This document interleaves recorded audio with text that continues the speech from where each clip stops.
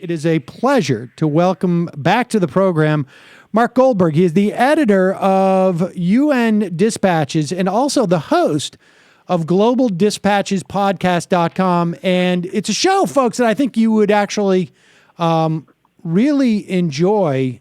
Folks like everyone from George Mitchell to Jeffrey Sachs, Fareed Zakaria, Nicholas Kristof, like a Mark Maron show for international relations, if you will. But Mark, welcome to the program. Thank you, Sam. That's the gist of it, I think. But now you don't spend like the first 15 minutes talking about how you're upset with your cats, right? No, typically not. All right. Well, that's good. Folks skip over that part anyways on WTF. I don't think I'm telling secrets so. out of town. All right. Well, so let's talk about this because this happens annually, I guess, in New York, where you have a General Assembly meeting of at the UN. But this year is sort of fundamentally different. I was never even aware that the UN set its agenda in 15-year increments. Is that the case? Well, so that's been the case for the International Development Agenda, the anti-poverty global health agenda of the UN since 2000. The advent of the Millennium Development Goals in 2000 set 8 international development targets to be achieved by the end of 2015. With the end of 2015 coming upon us, the UN and the international community has come together to set another set of international goals, this time called the Sustainable Development Goals, which will drive the international development agenda from 2015 to 2030.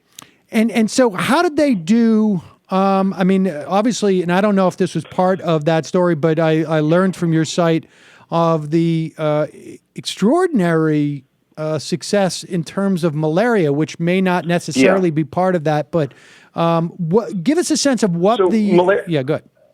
I mean, malaria is a good example. So in the year 2000, you had millions of malaria deaths annually. And this is an easily preventable disease that's transmitted by mosquito. Really simple interventions like sleeping under a bed net reduces the chance of transmission and of death dramatically. And most people killed by this disease are children under 5. And most children under 5 that are killed by this disease are in sub-Saharan Africa. So in 2000, it was a big year. It was the millennium.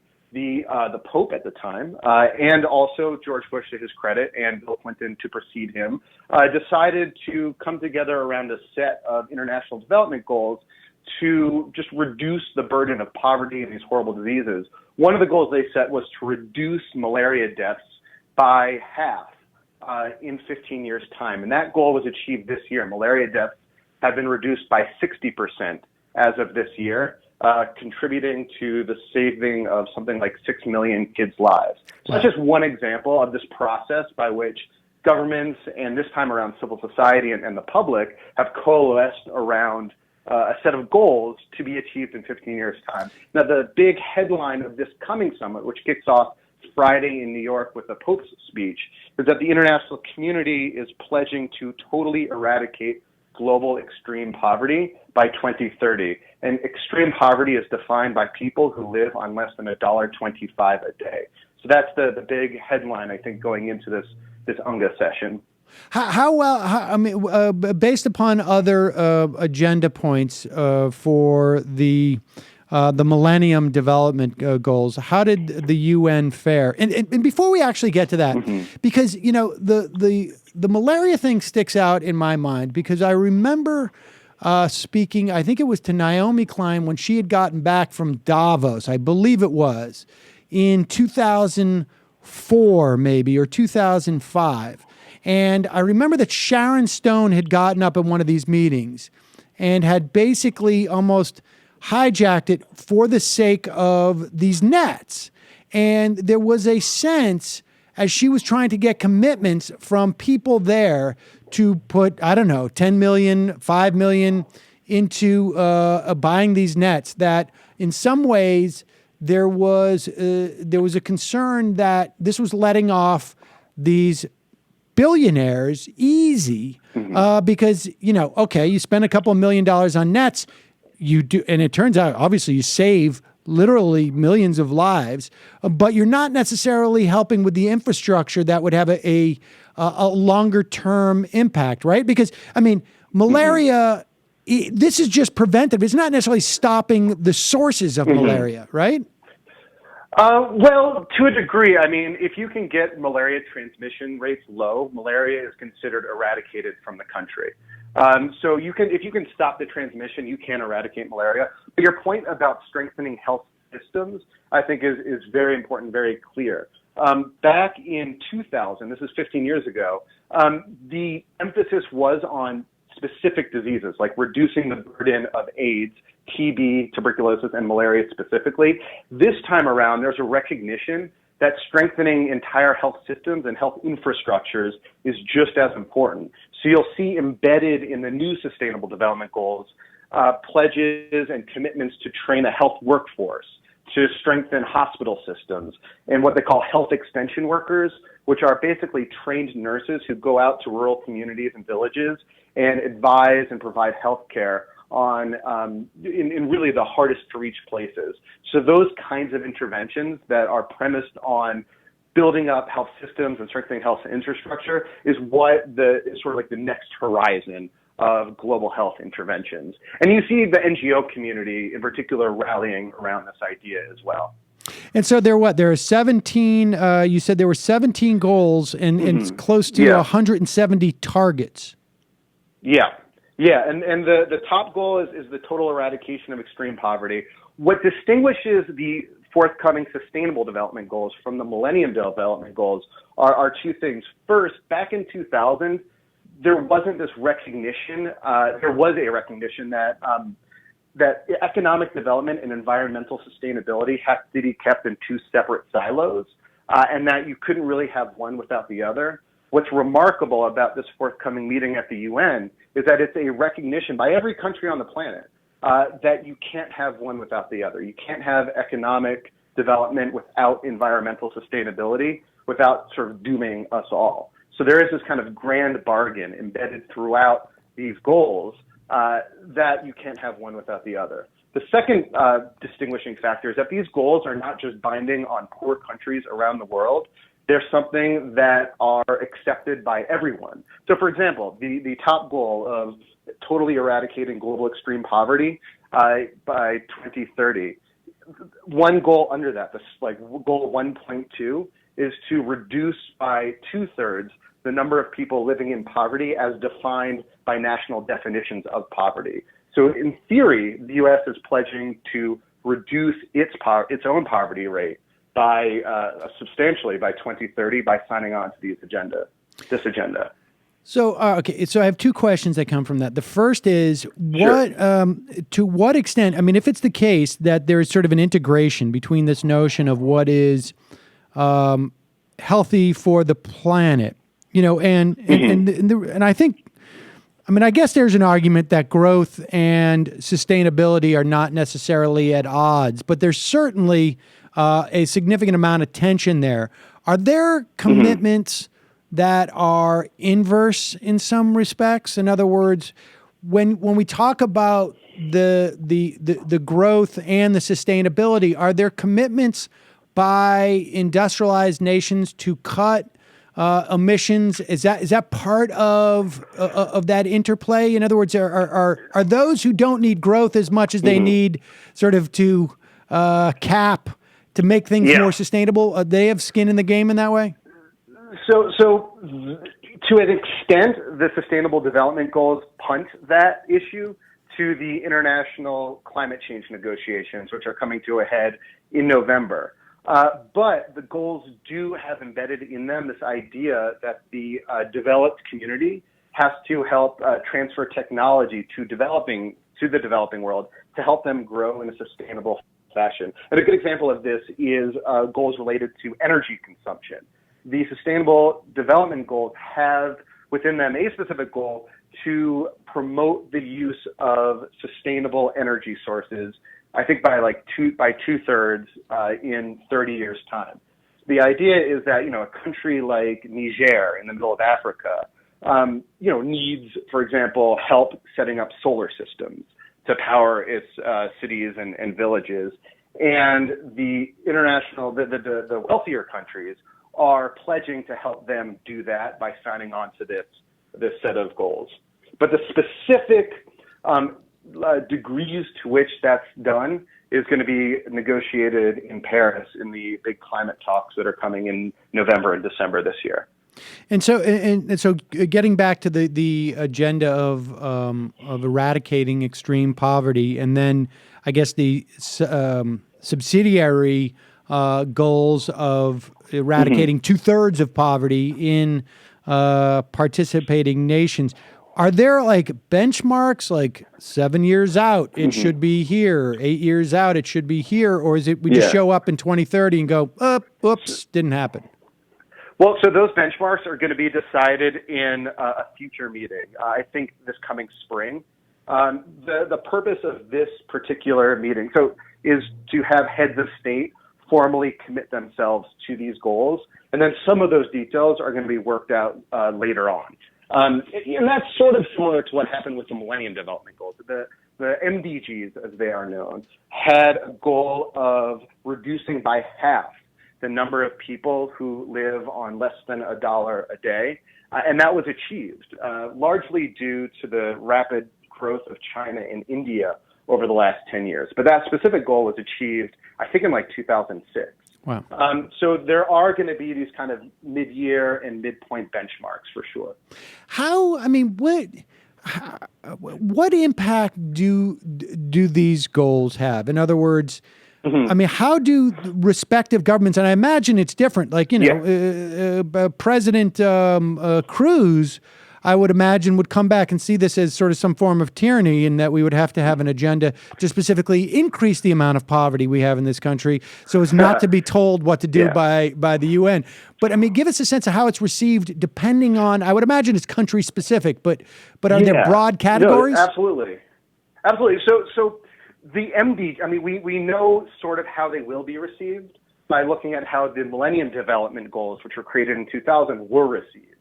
And the MDGs were a much bigger deal in poor countries than they were in wealthier countries. So wealthier countries helped poor countries achieve the goals, but you had ministers of health and foreign ministers using the MDGs as benchmarks against which to measure their own national progress on issues related to maternal mortality or child survival or child nutrition.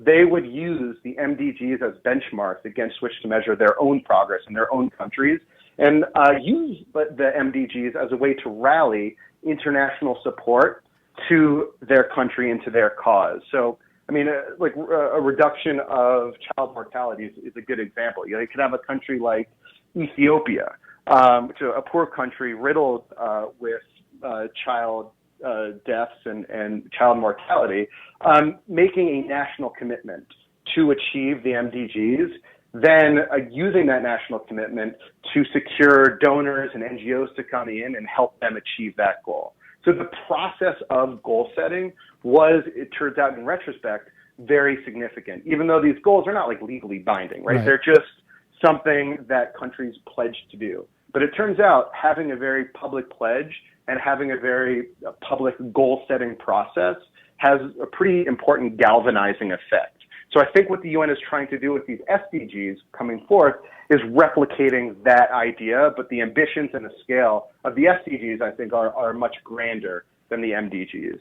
How does it, what are the mechanics of that? Because, I would imagine that if you were to poll, let's say in the United States, and maybe it's just that the polling is different in a different country, but if you poll people in the United States as to, hey, what are the sustainable development goals of the UN that they're developing this week? I don't know that there's really any word in that sentence that would poll with greater than 15% awareness. And in Ethiopia, is it political pressure on just for example, or anywhere else, is it political pressure on the government because of that? Or is it pressure that is born by that comes from, I don't know, from other countries? I mean, what is the mechanics of the goal having that type of traction in a country like that?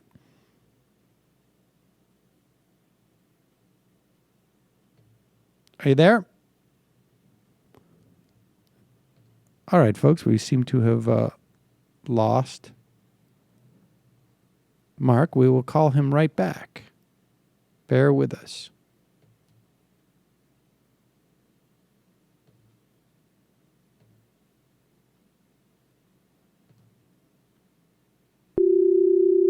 Bear with us, folks.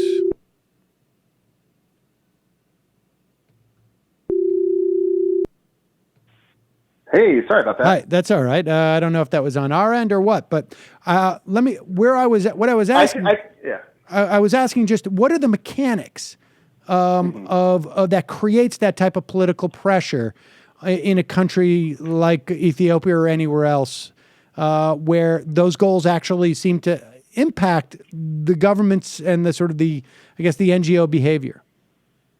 I think principally the prospect of getting a lot of money to invest in your health system is really enticing for many of these developing countries. But what I should say also is different this time around is that these developing countries, are pledging to put a lot of their own skin in the game and a lot of their own money to the cause.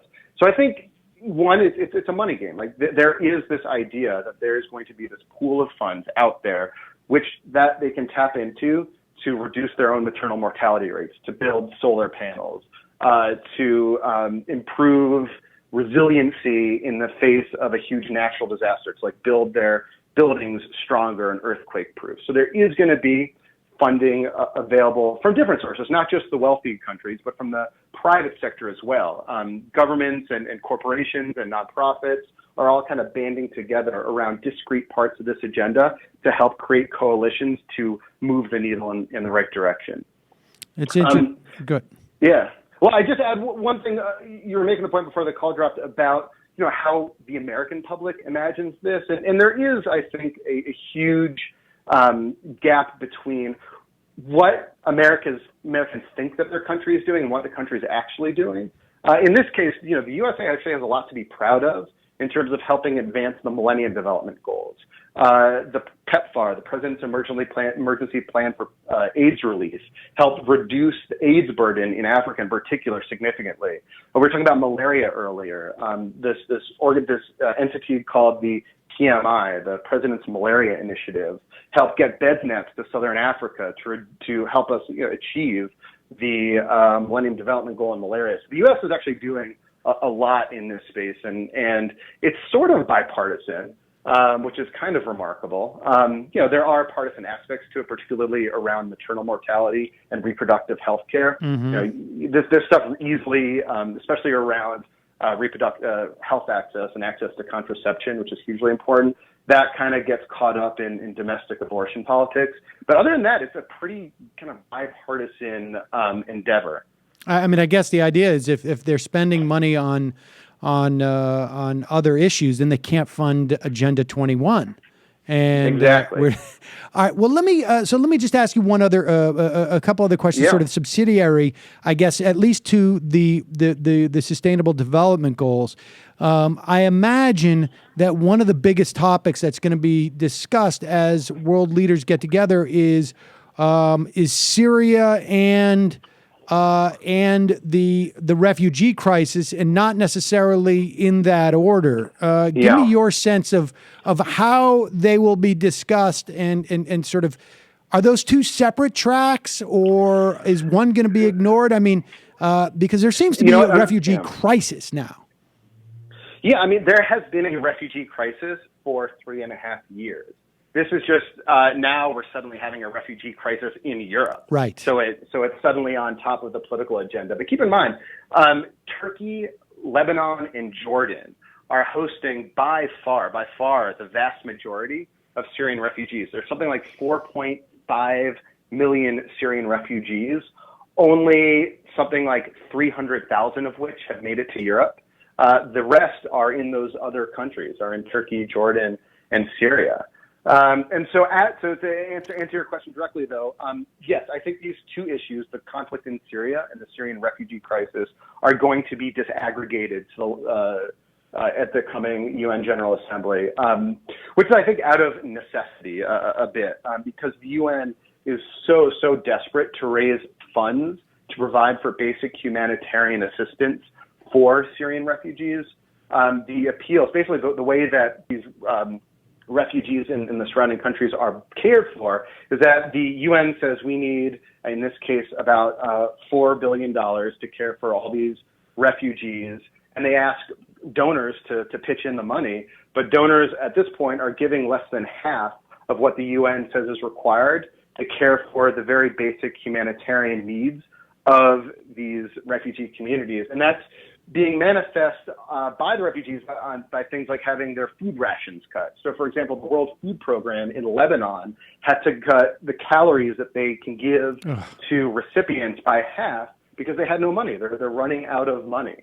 And so the UN, and Ban Ki-moon in particular, is going to use the coming General Assembly to try to rally the cause and try to raise funds for the humanitarian appeal. The political leaders are going to keep bickering over what to do about the actual political crisis in Syria. But this year it's a little more interesting just for the fact that Vladimir Putin is going to be in town.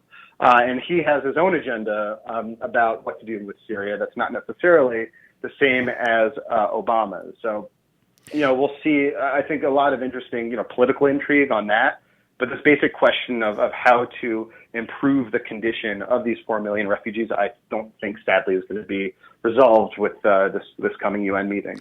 Well, let us disaggregate it too. Is when we're talking about the refugees, and you're talking about 4 million some odd between Lebanon, Jordan, and Syria. Maybe it's less, but Turkey. And Turkey. Yeah. I'm sorry, but I would imagine, right, that the pitch to help these people is that this could be incredibly destabilizing for those countries. Is that right? I mean, I would imagine, to have an influx of that many refugees.